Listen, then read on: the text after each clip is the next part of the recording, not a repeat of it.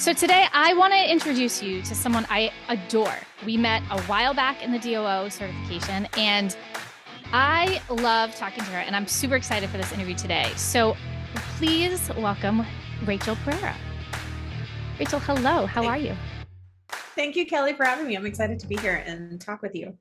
I am super excited. I love this. I used to see Rachel's face every week for, I think, 3 months.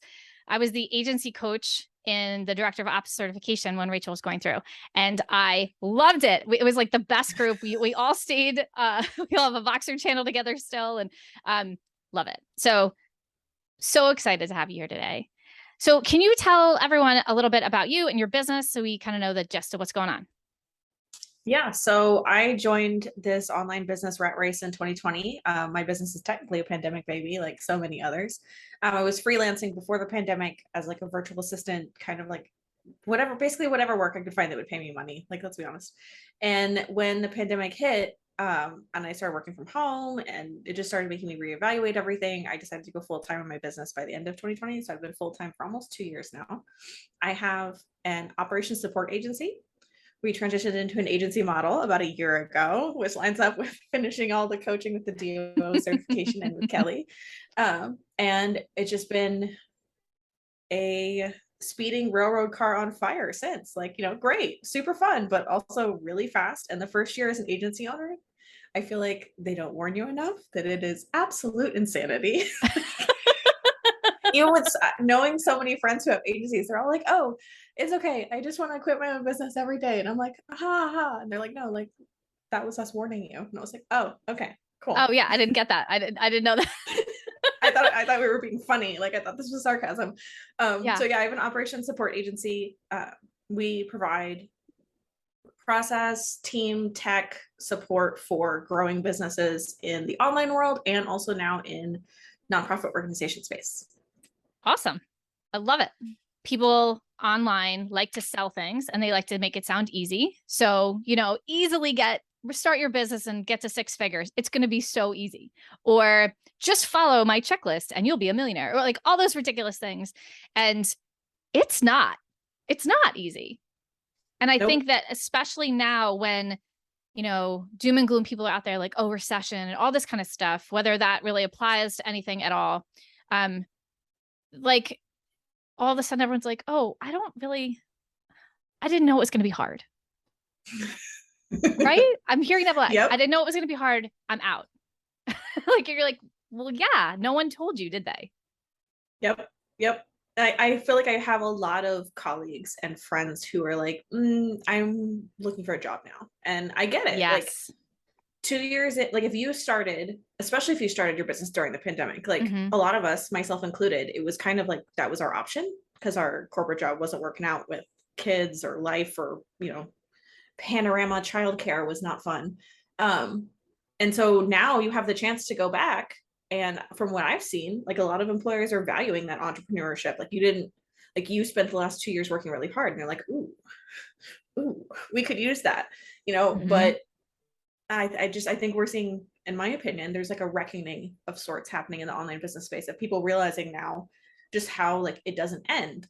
Like it's not, I come from finance and sales, so I understand that, like you have goals every day, every week, every month, every quarter, every year.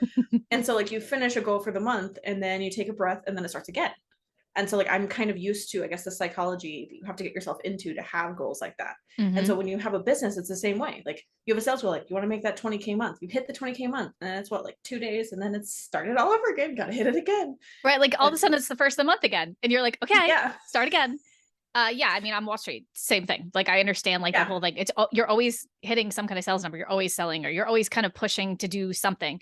And I think that that's a lot of the lie we've been sold in a lot of places is just do this thing and you can have passive income and then go to the beach.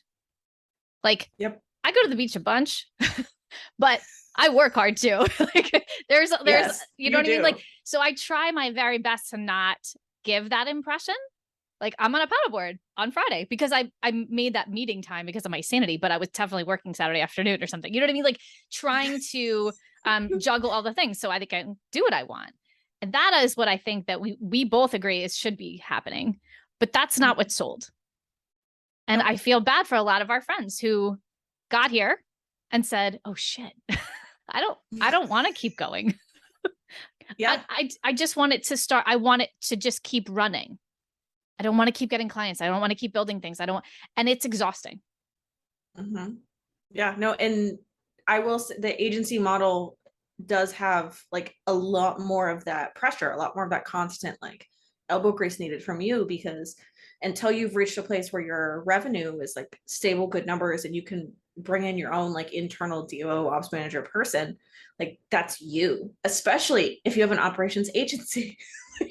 That's you. And so, when a client folder needs a new template, or, when one of your team members is struggling to update things in ClickUp on time, like all of those things is you. And I think that's the thought load that's not talked about enough. It's beyond just like, we're all ops people. Like we can set up Zapier and ClickUp and Dubsado and make it all flow. But then in real life, when it's happening, there's still that thought load of, okay, well, did so-and-so's contract get signed on time? Like, did the invoice get sent?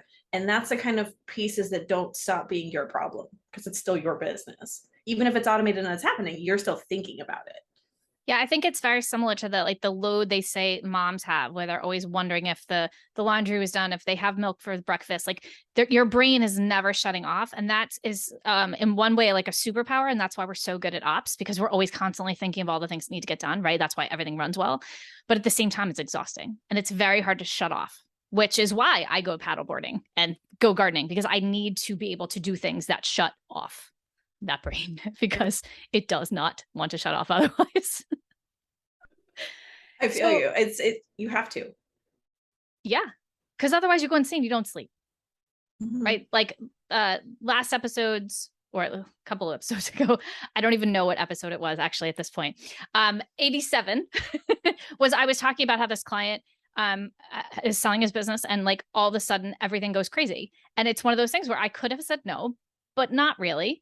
And this is my business, and I have to get in there. Like I'm in there, like making copies of things out of folders. Yeah. Do I run an agency? Sure. But does the work have to get done and I had to jump in? Yep. Like that's kind of the where it is, right? If someone leaves and you've got to cover something, I tend to be the one to get in there. So I'll ask you this, because I think this plays into this. How is your team structured? Do you have many layers? Is it you managing the team? Do you have a DOO, an ops manager, something like that? Like how is it structured? This is a great question. So currently at time of recording, I'll preface it by saying that I am my own internal ops manager right now. I have a layer of subcontractors. I have a couple people who I would consider project leads, who can, manage the deliverables. So like I'll set the scope and the deliverables, and then they'll manage it and come to me if there's a problem.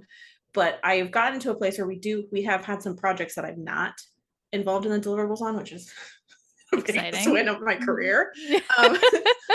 And like really, like very honestly, biggest win of my career.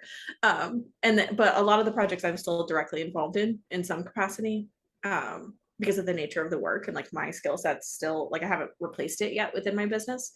So it's mostly just subcontractors. My internal team is very, very lean. I think people would be surprised to know it's me, Heather, my ops coordinator, and a copywriter. That's my internal team. That's it. So that means that everything not listed by copywriter or ops coordinator is me. Mm-hmm. And so those have actually been, believe it or not, strategic decisions for this last year. So I could spend a lot of investment in learning everything that needs to go into running the agency from every angle, and before hiring out. So I know I have better expectations. So it was my conscious decision, but it also has made my growth slow, because like people who knew me before I started the agency are like, oh my God, you've grown so fast overnight. But it's also made it slow because I can only sell so much. Because right, you only have so much bandwidth. Right. Yeah. Because I'm still so involved in everything. So until like I get out of it, I have like a client ceiling, so to speak. Okay. So you have made this decision on purpose of like you being in the business more. And I think this is a very hot topic on agencies, because some people are like, oh, you can only run an agency if you're out of the work. And I am with you in a way that I have made those decisions on purpose to stay in some of the work, for either being able to move money into a different place, or there wasn't a ton of work there. I could do it faster. for this thing. Like there was a reason I kept that, because it was easier, or because it was financially motivating, or I spent more money on coaching than I did on internal team members, because that's what I wanted to. Rachel's laughing at me right now because she's exactly the same way, because these were the decisions I wanted to make. And instead of everyone saying, well, you have to do this, right? People love to do that. Well, an agency is only an agency if you do it this way, which I hate. I did the same thing. So is there a plan for you to stay here for now?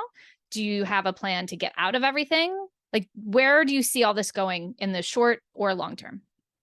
Yeah, no, this is a well-timed interview because I feel like now I've spent a year like doing it all. So selling, leading the team, marketing, handling different clients, like all of those pieces. So now I can see, and this has always been, I've always been a get paid to play kind of person. Like I like to, if I know I can deliver on it, I'll offer it and we'll see if I like it. And so we've done that with the agency. And so we're currently restructuring our offers a bit to enable the team to be able to deliver without so much direct input from me, because I have pros on my team. Like I only hire experts. And so I want them to be empowered to deliver it, which means that some of the special sauce that lives in my brain, the clients pay me for, needs to be written down very clearly.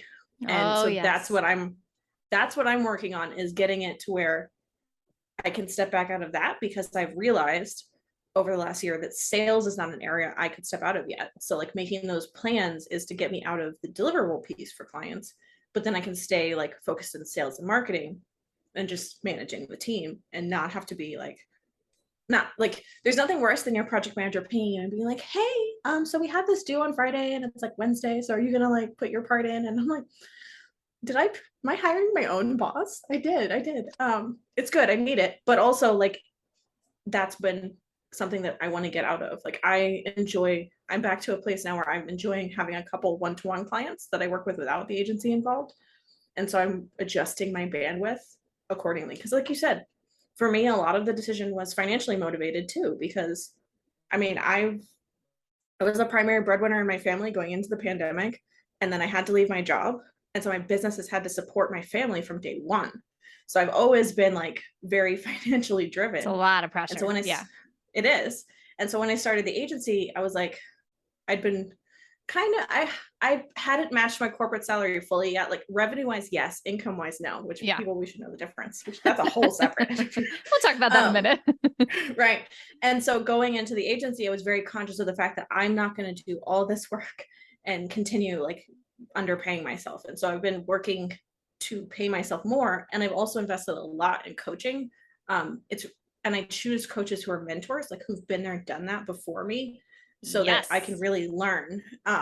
And so I worked with two coaches at a high level. One of them, we're just wrapping up a year together. And the other one, I did a accelerator program with her. And I learned so much from them that now I'm in the implementation stage. So I'm taking the rest of 2022 off of coaching to implement. Yeah. I think that's what we have to talk about that, because there's a whole thing. Like I love to talk about delegation, right? Getting it off your plate. You're not the best person for this, but there is something to be said for not delegating everything just because, right? Like you and I, we need to, like, I wanted to bring the money into my house instead of only taking a part of that money and then paying someone else for it on certain things. There are certain things I really just like to do still. I didn't want to become the CEO of my business that only markets and looks at financials. You know what I mean? Like that's fun and all, but like, that's not all, like, that's not what I love to do. I like to, make SOPs and pretty spreadsheets and things like that. Like I didn't want to lose everything. So I intentionally made that decision as well. And I wanted to be around for my kid. I wanted to be able to like go places and take him. This morning, I dropped him off at camp. Like I want to be able to do those things. And that has been a conscious decision as well, away from faster growth and more toward, if you had it on a scale, like more toward a lifestyle I want. Like there's a good amount of Fridays that I'm either on a paddleboard or I'm with a drink in my hand at the beach, because Fridays in the summer, that's what that means here around here. And that is what I've built, because that's what I wanted, even if it meant less fast growth. You know what I mean? Yeah. And I think that's where you've been too. Oh yeah, no, for the last year, I've had what I call fuck it Mondays, because I hate Mondays. Like I'm sure it's an old corporate mentality, but they've been like, they started out as CEO days, and then they became my like mental break days. And so Mm-hmm. sometimes sometimes I'll make a bunch of reels and write a bunch of email sequences or social media posts or set up performance reviews for the team. And sometimes I will binge watch old reality TV shows while I eat popcorn on the couch. And Whatever you got to do, right? yeah, and it's been for the last year, it's been an intentional, like I've really protected that time. It's like, that's my time. And so it's been really good to have that. And I feel like it's what enabled me to get through the first year of craziness, was having that time where I was like, just gotta make it to Monday. Just gotta make it to Monday. Yep. And so having that space is so important. I'm restructuring my weeks now and letting go of my Mondays. Oh But no. it's for a reason that I'm really happy with. And it means I'll be able to restructure my work weeks to be more present as we go back into the school year with the kids, because they've been home all summer. So I haven't like truly had my Mondays anyway, because like we're hanging out. Yeah, kids are loud and they do things. They want to do things all day. Yes, no, they always want to do things. I love them, but they're like, can you watch me play this game? Can we? And it's like, yes. Look what I built. I know Look I'm what I at home, built. but I'm working. Look, I put one more Lego on. Look at it now. Look at it now. Yeah. Yes. Yeah, yes. we get that here too. Yeah. That's why camp is worth every dollar. So as we're talking about this, so we're talking about the team and the finances around that and the decisions we're making. So how are you looking at like the finances in your agency? Because we were just mentioning this a little bit, so I'd love to get into it. How are you paying your team? How are you deciding what you're spending money on? Like, how are you working that in your business? Yeah. So when I started the agency, I very intentionally wanted to pay my team above average for an operations agency. And so I went into it with that intention. So they invoice me every month for whatever hours they used, or if they're on a project rate, whatever the project was. I actually, good tip for those of you who do Profit First, or even don't do Profit First, I made a separate bank account called subcontractor payment holding. And so when a client pays me, I pull out the portion of that that's going to the team and just put it away. So I'm not looking at it. I don't see it. It doesn't exist. I don't have it. Just so like that way taxes, I know. and that way it's out. It's not yours. Yep. Yeah. That way I know, like at the end of the month, there's always money in there. So like no matter what craziness I've signed up for with coaching and programs, there's money to pay the team. And people really like to get paid. Like I found that. Yeah. They like to get paid. It's crazy, right? People want their invoices paid on time. That's my other thing. And my other tip is I don't have, and this is something that some friends have said, but I don't have like a invoice me on this date. I'm always very cautious around this whole contractor employee differentiation.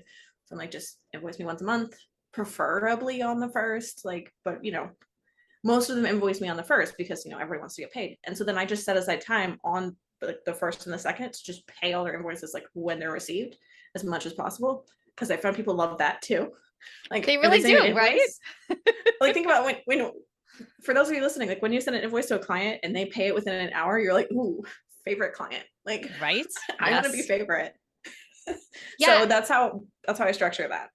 So do you pay them retainers? Are you paying them after the fact on the work? I'm just curious to see. After the fact, yes. Okay, so I do as well, which I didn't know if other people did. This is why we're doing this series, because I really just want to know how other people do their stuff. When I first started, I would have the new team members for their first month invoice me their first month ahead of time, like, and then I realized that that's not sustainable because typically the client hasn't paid their invoice yet, and also that doesn't protect me very well if someone were to like, oh great, I got my invoice, bye, because it's their first month.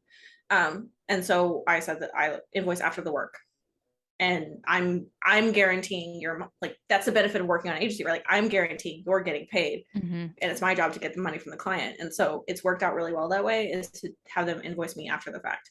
But I do ask for monthly invoices, unless it's like a set project rate. But typically I feel like I don't want people to go working more than a month without getting paid, because I do feel like psychologically you lose motivation even when someone's not like a bad team member. Like you just start to lose motivation. So I ask them to invoice me every month, even if it's just like a partial from a project, because I want them to get paid every month. I have my clients pay me every month. Like it just makes sense. Yeah, I have it right now that I need their hours for any client work that's hourly. They have to have hours in so that I can invoice, because some of them are first and the 15th. And then they're like, well, why wouldn't I just invoice you now? Because all the hours are in, we all know what's going on. So that's kind of how it is. Do you find there's a resistance to having people work and get paid afterward? Because I feel like so many of us preach, like you should get paid ahead of time with retainers. But a lot of times if you are working with an agency and getting that subcontractor work, it's kind of hard to match up that like retainer money. I'm hitting my microphone. That retainer money with the hours worked on clients. So do you find there's resistance to being paid afterward? Not now. When I originally started, there were some people who were a little nervous. They were okay with it, but I think I've made a name for myself in the space as someone who cares about my team. And I don't, to my knowledge, I don't have anyone who's like talking about how much they hated working for me. And I'm very prompt with my invoices. And so I think that people feel comfortable with that now. But when I was first starting out, I was nervous to ask for it.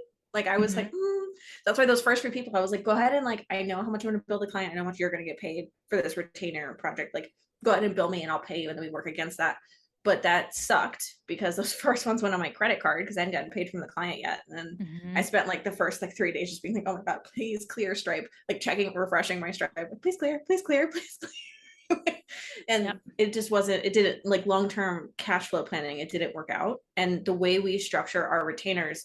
So if a client's working with us on retainer, then they have a set amount of hours. So I know the team member won't go over that amount. So I put that amount of money away.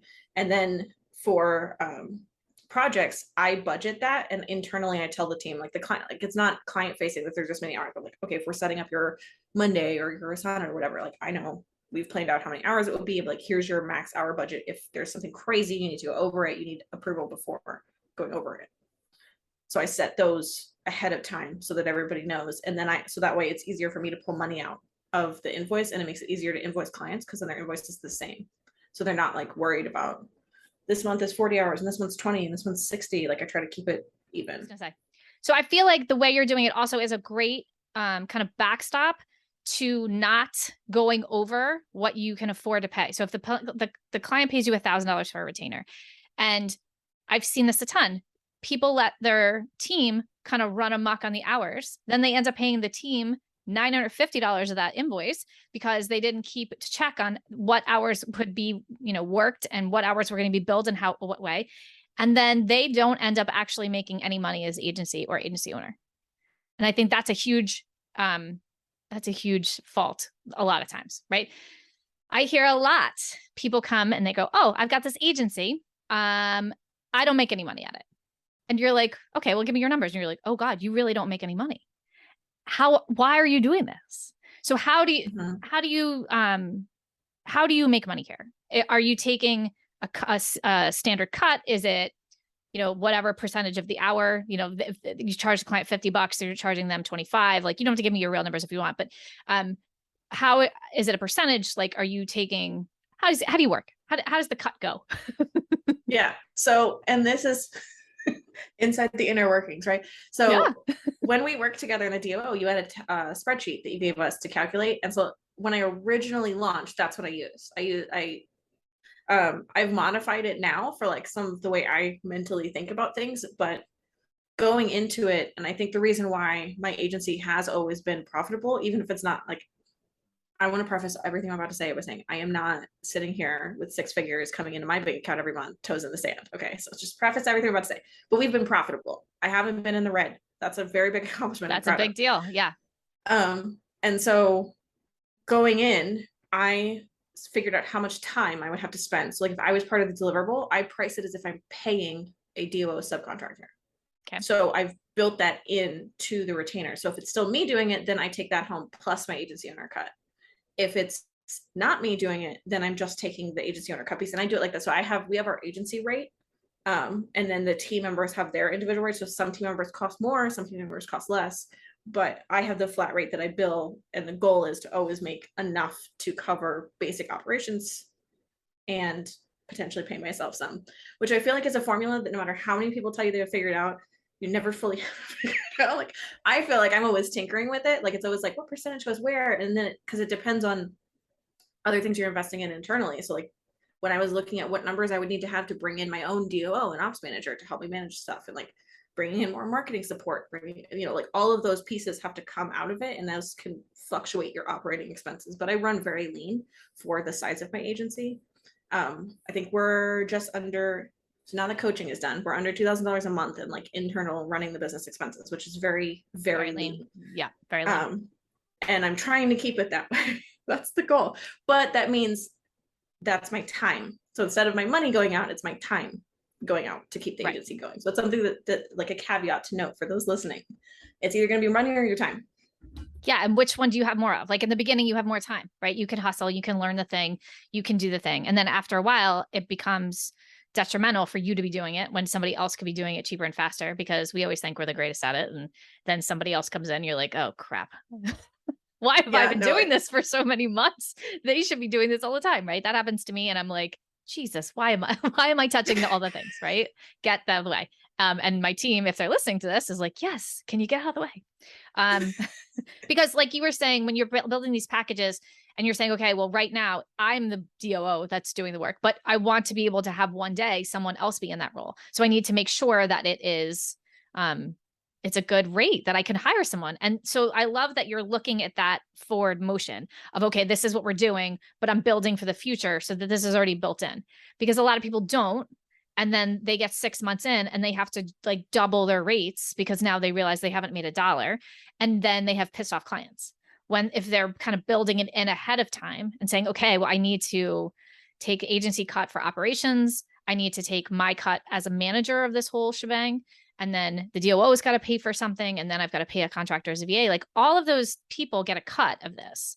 And I think that that is what a lot of people like kind of leave out when they're pricing. They're like, well, I'm a VA agency and this person's not going to pay any more than this for a VA, but they're not paying for a VA. They're paying for a managed team with a VA, right? Mm-hmm. You're getting all the management and the services and the software and the things, right? You've already done it, the experience. So having all of that built out means that you are ready to grow, where other people would have to make a big mess of it and piss off a whole bunch of people. So good job. Thank you. Thank you. I appreciate that. As my former agency coach, I appreciate it. I'm very proud. And I love that you totally just brought up that spreadsheet. When they were in the, I was trying to explain numbers, and it's hard to talk numbers, especially to non-numbers people like Rachel is. But when you're trying to like explain that concept of like everyone gets their cut and what that is. And I made this like basic spreadsheet. It was like here. And it was just like an example of showing something out. And it's just really cute that you used it. And I love it. And now I'm writing it down because I was like, oh, I wonder if it's in my group program, because I don't know if I put it in there, but no, I have to because you used it. Today's podcast is being sponsored by the Get Your Agency Together group coaching program. This is a program I built for online service providers who either want to start an agency or to grow the agency they have so that it's organized, sustainable, and profitable. Over 5 months, you'll be working with me and the rest of your cohort to break down and rebuild different parts of your business so that they align with the life you really want to build. The modules include systems you'll need, offers you'll make, the team you'll need to build, and the journey your clients will take. Most importantly, you'll have to look at all of these things through the lens of the goals and the values you bring to the table.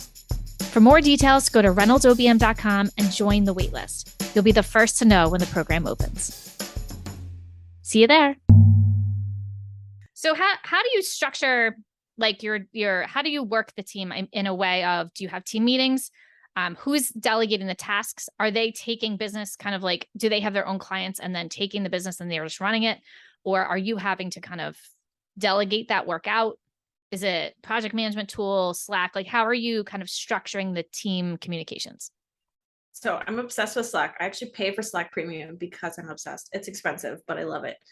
Being able to send audio notes, and what we do is, so in the internal structure of my Slack, I have private channels that are for everyone involved in a client project. So for example, when we do larger projects with organizations where we're maybe like hiring people, tech and processes, that's more than one team member. So we'll have an internal channel where all of us are that the client isn't. And then we'll have a channel with the client so that they can reach the team and we can all correspond. And of course I'm in all of those so I can see what's going on because I'm me. You haven't gotten out of it yet. Yet. Well, and that's the piece, like, that's what I tell my clients too, is like, I like to do the surprise and delight piece of client experience. And so like, even the projects that I'm not directly involved with the deliverables, every now and then I'll pop in the Slack and be like, hey, what'd you do this weekend? Like, did you have a great weekend? And like those little things make a difference in your client experience. And so if I'm not in the Slack channel, I can't do that. And it also helps me see, like, it's a good way to see if there's coaching moments for the team, or if there's moments where I'm like, I would have done that differently. Especially in my first year growth phase, like everyone I hired, I was like, you're building this with me. So let's just fix the squeaky wheel. Like, where is it? And like, that kind of collaborative work. So with client work, we have a few different, because I have so many offers, it's not an easy, clear answer. We have retainer work and project work. So for retainer work, the team member, it's pretty much their client. Like me or another DO has come in and like worked with the client a little bit, what the strategic plan will be, are available for like larger scale, like thinking issues or team problems. But their assigned OBM is like, that's their person. They manage the client. They send weekly reports that I review. They have a ClickUp space where we make like a client SOP just in case something happens to them and they're sick or something. So important. And then, yeah, it's like, that's what my anxiety is, like a good thing, because I'm like, oh man, worst case scenario, and then my business brain is like, good idea. Right, like it's like a superpower, and like you can't ever sleep, right? Yeah. No, so they do that, and then we have monthly all team meetings, and then once a month I'm now meeting with each of them for 15 minutes. This is like a check-in. I personally hate meetings, which I know is ironic because I run an agency, but we do a lot of Slack check-ins. So like I'll be like audio notes. I talk to every team member on my team every week. I make it a conscious effort to reach out to everyone. Maybe not my copywriter, like maybe not touch my copywriter every week, but I talk to like the ones who, if you have a client and you're working for me and you're working with one of my clients, like we've talked every week, and I'm just like, how are you? How are things? How's it going? What's up? And so that's how I stay on top of everything, so that I know what's going on. Cause like the thing that wakes me up in the middle of the night, and this is what I'm still working on, is like, oh my God, is that thing done? Is it done? Like, I'm not in that client project. Like, I don't know what's happening. What if it's not done? Do I panic? I've set up things to help. So when I have those middle of the night wake ups, like in cold sweat of like, oh my God, I can just go into ClickUp and see, okay, this is where the status of everything is. So you're not emailing people at 3 a.m. Yeah. You know what's happening. You can see the weekly progress reports. Like, and then when I get really nervous, my team knows. There's a couple, one of my project leads, Monica, I'll just Slack her and be like, hey, so I'm having a panicky agency owner moment. Can you just like update me on this client? And then she'll just update me. And it's like not a big deal. And I appreciate that. Yeah. Yes. Especially if I feel like the newer clients where I wasn't in there all the time. I was like, okay, well here, I've done the strategy. Here you go. And then I'm good because they're going to take care of it and they're on it. But the ones that are my long-term clients, it's like, okay, I have to be in there. Like I have two that my first VA client 6.5 years ago is still my client. OBM, we run a lot of things now for him, but I was the one. So there was a time or two that I get a message and they're like, you're the only, I don't even know what he's talking about. You're the only one who'll know. And that's fine because it's a long-term client. Like I am the vault of knowledge in that. So I feel like it's harder on those things because you're sitting there because you know the project and you're like, oh God, did that get done? That the newer ones, it's easier. I feel like for anyone who's having a hard time giving up that kind of control, which I think is the hardest thing in an agency, is letting go of that control and getting further and further away and letting people do their jobs. That is like, so I love that we're bringing it up because it is the hardest thing. And it's the thing that everyone freaks out about, but they're going to touch my stuff. Yeah. I can't handle it. Right. It's the hardest part, right? They're going to touch my stuff. They're going to mess up my client. Well, it is. And I went into it and I was like, I was prepared for this. I had the right mindset. I was like, they're experts. Like, I'm going to trust them. And then they would do something and I'd be like, I wouldn't have said it that way. But then like, even when I sit down to like, so before I do any kind of, I'm going to put this in air quotes, coaching with a team member, I think through what I want to say. And so if I'm going to issue a correction, I'm like, well, what's the correction going to be? And so I would rewrite it. And I literally would have changed like this, like I don't know, something super like anal or retentive here.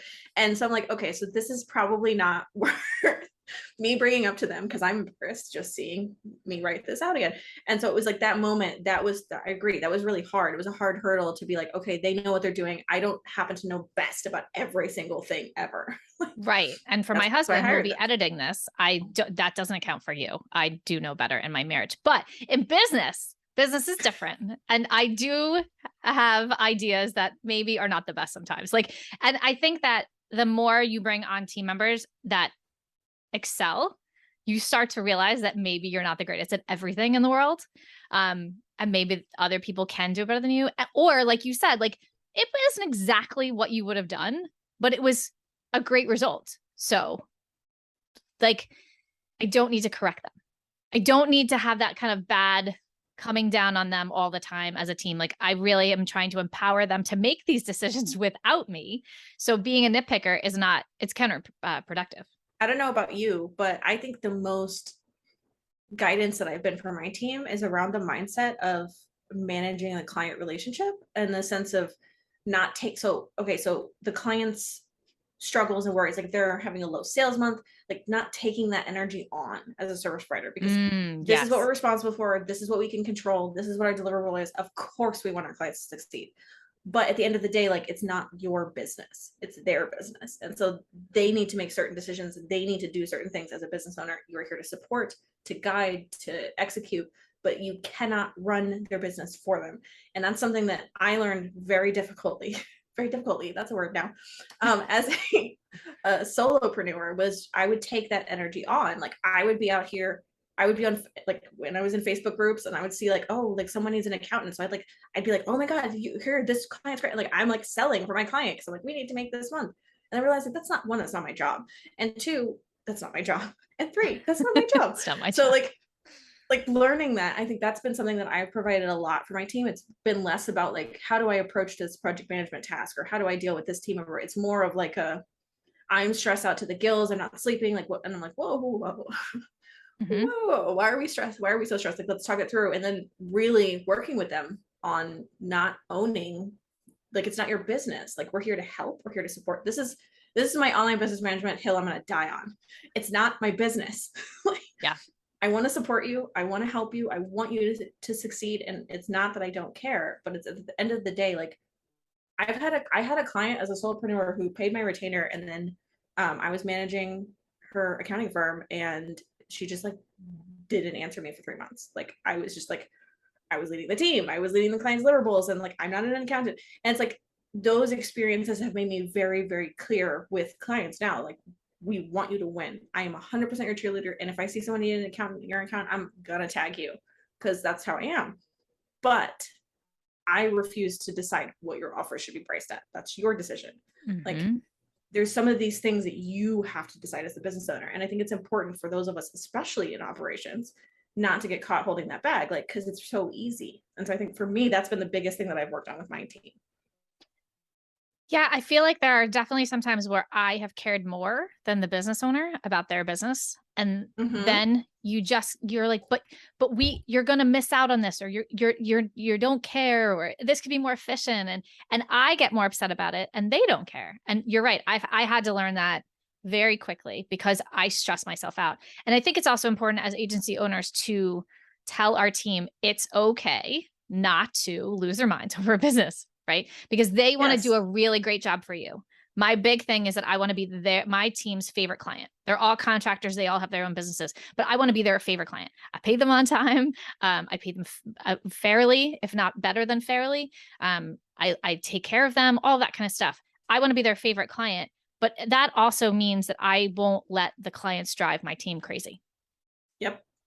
That's so important because we want to do such a good job and we want the client to be happy, but we sometimes, I feel like agency owners forget that they have to take care of their team or they're going to leave. And there's a conversation around like a turnover because they're not being treated well, they're not being paid well. And why are they leaving? People leave so often.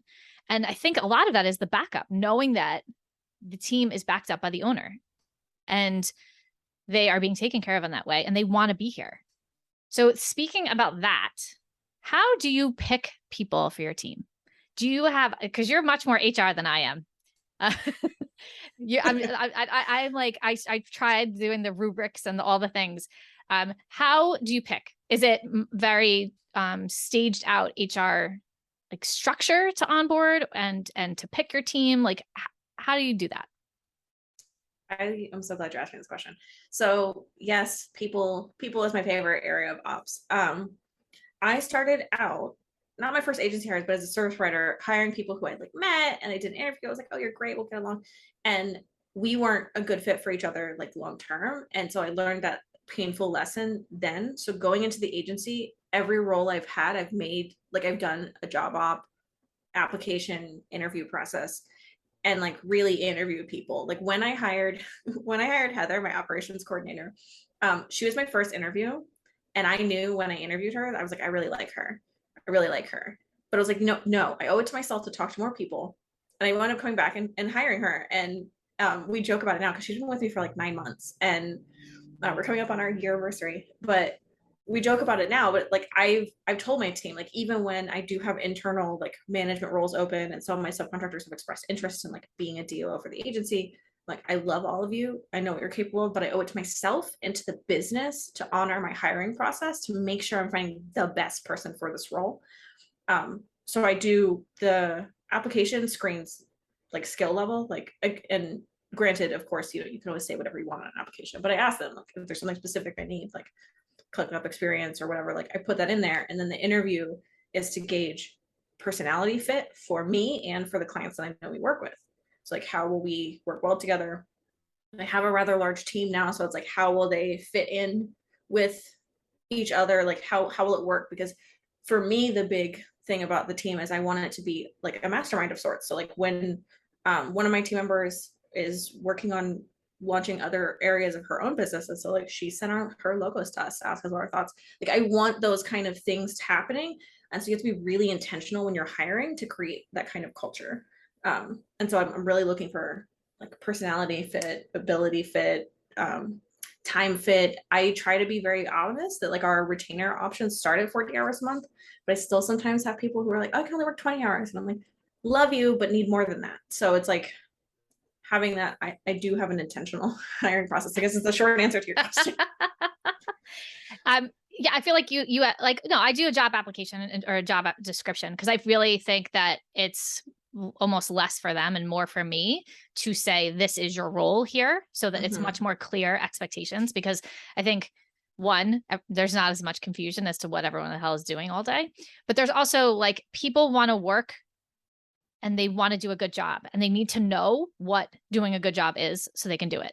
If you go to work every day and you have no idea what the standard is for a quote good job, you have no idea how to meet that standard, and it's demoralizing. No one wants to work there. So just being, yelled at all the time, everything changes all the time. You're not really sure what you do. You started out as a social media person, but now you're doing like invoicing, like all of that kind of stuff. It creates this chaos and it's a shit culture. So we are very much on, I'm very clear on job descriptions. Agreed. I don't do 7 interviews and rubrics and all that, because I would hate to have to do it for myself. I also hire on fit, but very much personality and culture fit first, because if you're not going to fit in here, it's rough. Like there's 7 of us.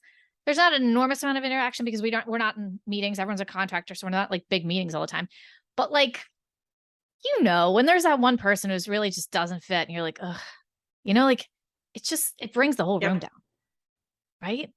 And I'm a big proponent of, I can teach you a lot of the stuff we need to do. So I am totally fine if you don't have the most experience, unless it's a specific skill. Like I need you to know how to do this. Like I need you to do like my bookkeeper knows how to, do bookkeeping. But other than that, I feel like I can teach a lot of the skills. I can teach you how to use teamwork or whatever, but I can't teach you how to be really detail oriented or follow up on everything all the time or keep me like, I feel like those are things that are much more personality driven. Yeah. So I'm with you on that. Like that is so important because the skills you can learn, or they could say, look, like I'm happily support you while you do this if you want to go learn more things. Yeah. Yep. No, I agree. Like I definitely have spent a lot of my hiring energy on hiring for people who fill places I feel like I have gaps. So like if you're not great at hiring, like that's fine. Like that's my special sauce. But like I need you to be really good at project management because I personally like this is my whole thing. I was dragged kicking and screaming through DOO about project management. Natalie was telling me the whole time, she's like, "You're a project manager." And I was like, "No, I'm not." And she's like, "Yes, you are." And like, yes, I can, but it's not like a thing I love. I really like taking it and breaking all the tiny little detail pieces, like mapping out a timeline, yes. Getting into all the tiny little, okay, so this email needs to like, no, that's not my thing. So I hire for that because if the client needs to find a team member, that's what I'm really good at. And also there's a lot of parts of this that have helped me learn like what it is I can teach and what it is actually like my soft skill that I can't teach. Yeah. And that's been they're going to be better at it than you are, right? Like we were just saying, like there's sometimes people come in, they're like, "Oh, you are so much better than I am. Okay, you're going to do it all from now on." And that is a fantastic feeling. You're like, "Oh my God," because I've sucked at this whole time, right? There's tons of things, especially when you start out by yourself and then you're kind of trying to keep things in-house for financial reasons, or you're trying to, divert funds to coaching or other programs or investments. And you're doing things and you're like, I am not the greatest at this. Or it's just, you're cranking through it like, ugh. And then someone comes along and does it and they do it really well and you never have to do it again. And that is heaven. That's the easy part of delegating. It's the hard part when you have to like, when it's yours and you like it and you don't want anyone to touch it. That's the much harder part of it. Yeah, no, I agree. And there were times like one of my first team members is like a vetted ClickUp consultant. And so like my agency ClickUp is not like, it's not something I would give a client, put it that way. But it's what's worked for my brain. And she was like, "Oh, we need to change this. We need to change this." And like my first initial reaction was like, "Don't touch my ClickUp." But then it was like, I was like, "Okay, take a deep breath." And I was like, "So I appreciate where you're coming from, but I feel like you're telling me my child is ugly. So I need a second to process this before we can have this conversation." And that's a piece nobody tells you about having team members who are smarter than you is like, it's hard. And actually, that's a lesson I learned in corporate when I first started managing the finance office. A DM that I met at the team meeting, he's like, "How's hiring going?" We were talking about it, and I was like, I like to hire people that I can mentor. And he's like, "Why don't you hire people who are better than you?" And I was like, that feels like a trap. And he's like, "Hire people who are better than you because they're going to make you be better." And that's been my mindset coming into the agency. I'm like, I want you to be better than me. Like, and that's hard ego wise, right? I feel like there is an enormous amount, especially in the last couple of months where like all hell is broken loose here. I feel like the mindset work that I've been working on for the last couple of years is like hardcore coming in now. Letting people do things like I had 400 hours booked in June. There's no way I could have done that myself. Like I physically could not have. Like I had to trust someone else who frankly was almost brand new. And I was like, "Okay, let's see if you don't mess this up right this second." Like I was giving her things that were on my plate so that were on my own, like my own stuff so that I could do client work. And then I was like, "You're fantastic. And you are doing this better than I am. Why the hell am I in here?" And that is a wonderful point. And I think like once you get to that mindset of like having your ego, let it be okay for others to be better than you at these things, it's so much easier. But your ego gets in the way and you're like you said, "You're telling me my kid's ugly." Like, oh, and that's too hard. It's too hard. Like the mindset work is so much of this. Like it's because business it's a mind fuck, right? Like you are constantly like, right? You're constantly like, "I'm going to put out posts and people are going to make fun of me," or "I'm going to put a post and no one's going to care. I'm going to do this work." And it's like, everything is mindset about it. Not just falling into a ball on the floor crying sometimes. And I think that we all still do. Not that we don't really talk about it, but I think that we all still are like losing our minds. I'm sure if like you could interview my husband and he'd be like, "Oh yeah, she's a disaster half the time." Or I have to come in and vent to him just to get it. Like I'm trying not to vent to him because the poor man, but you know what I mean? Like all of that energy, it's all this mindset work of like, I am good at this. I can sell this. Like it's all hard. And I think that really kind of brings us back to where we started. But so no, sorry. My wife doesn't take me seriously anymore when I'm having those entrepreneur lows, as I fondly call them, because she's like, "I know this is going to end. You're going to achieve some kind of achievement. It's going to make you excited and you're going to be all excited about it." Like the first 6 months was really hard. And we would go through those together and I would be like all freaking out about like, "Am I going to sell this? Is someone going to sign this? Can I deliver this?" All freaking out about everything. And now she's just like still playing her game on her phone and like, "Yep, yep. Cause she knows, she's like, you're going to be fine. I know you're going to be fine. Like, it's like part of your process. When are you going to know you're going to? Yeah. I need to freak out first, and then I can breathe, and then I can be like, well, of course I'm going to figure it out. I always figure it out. But there is that process. You have to freak out first sometimes. Yep. So what makes your agency different, Rachel?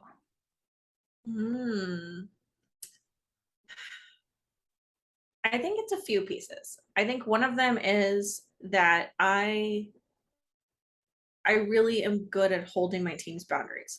And even coming up with new ones that they don't have that they should.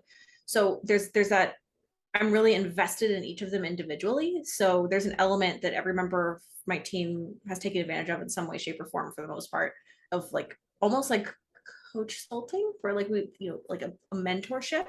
And I think I haven't worked for an agency, so I don't know, but from some of the other ones who've worked for other agencies, it sets me apart because when I ask you how you're doing, I really mean how are you, not just like how's my work. I'm like, how are you? And so when team members have had losses or illnesses or something, like I'm the person who will send you, and if you live in the States, an Instacart of like chicken soup. Like that's, and I would try to pay attention, and I think that really makes a difference also in our deliverables. So like all of our clients are like, wow, like everybody really cares, everybody really shows up, everyone's responsive, and I really know it's because of the energy that I put into nurturing the team individually so that they can put that out for the clients. And I think that really sets us apart. And the fact that everybody's an expert in something. So like everyone on my team is literally expert level in something. And so I can tap into that for our clients so they really feel that difference. I think that's what really sets us apart. Yeah. And I think that energy, you can totally feel that as a client. Like they know that we're going to show up and we're going to be there, and right. We are the person that's going to take care of it all. And they can rely on us because we can rely on our team. And that becomes a big problem when that culture isn't there. And that's when you get that turnover, and then you can't rely on people. And then, right. And then it's chaos. Taking care of your people is a big deal. Hear me, people. It is a big deal.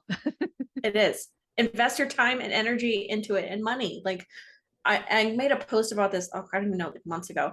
And I was like, your team loves you checking on them, and they love you remembering their dog's name. They love your money more. So like, like a card's nice, but I ask all my team members similarly to my clients when they start, I'm like, what is your love language? Like, how do you prefer? And I make money a drop-down option they can select, because I think people are like nervous to put money in, but if I made it an option, they'll choose it. And I have team members who instead of sending you a birthday card, I'll just PayPal you, $25 or something, go get a coffee. Like, you like money, here's your money. Right. Like some people like a big, beautiful box of something they'll never buy for themselves. And some people want cash because they're saving for something, or they're, preschool's expensive, or, like all those kind of things. Yeah. I think that's really important. And just, that is my favorite part of my agency, is being able to have like this group of women that I can chat with. Like it's hard sitting in this office by myself all the time, because Brian doesn't want to talk about this all the time. You know what I mean? Like he's had enough. He's had enough of my freakouts. You know what I mean? So like being able to have like, water cooler talk. Like that's the thing you don't get you don't get when you leave corporate, is you don't get to walk over to someone else's desk and tell them about what you did yesterday. So that having that team and having that kind of friendship there, it's my favorite part, because you get to be professional, and I love helping them with their businesses as well. Like that's a great part. Okay, Rachel, I have had such a fantastic time seeing your face, although nobody else can see your face. Trust me, I can see it. I have had the best time talking to you today. And why don't you tell everyone where they can find you? Yeah. So I'm at Mastermind Business Services everywhere, or at Rachel Pereyra, Pereyra. Awesome. I will put that all in the show notes as well, so that you guys can find Rachel, and you should definitely go find Rachel. And Rachel, thank you so much for being here. Thank you. This has been so fun. I love this conversation. And I will see everyone else next week. Thank you so much for joining me this week. If you have an agency or want to create one, come join my Facebook community, Get Your Agency Together, where we talk all the things growing and scaling your agency. For show notes